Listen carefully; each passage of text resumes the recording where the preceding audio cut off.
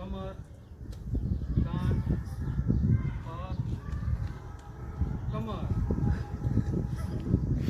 નાક, માથું, ધીરે ન કરો.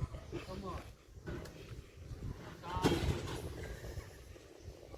ફ્લેટ. આપણે ધોરણ 10ની અંદર જે એક્ટિવિટી કરી એ એક્ટિવિટી કરવા પાછળનું કારણ એ હતું કે આપણી જે એકાગ્રતા શક્તિ છે એ આ એક્ટિવિટી દ્વારા આપણે જાગૃત કરી શકીએ. કે એક્ટિવિટીની અંદર આપણે જોયું કે આપણે જે બાળકોને કહી એ બાળકો એક્શન કરે, પણ સાથે સાથે એનું જે ફોકસ છે એ વચ્ચે પડેલી વસ્તુ ઉપર રહેવું જોઈએ.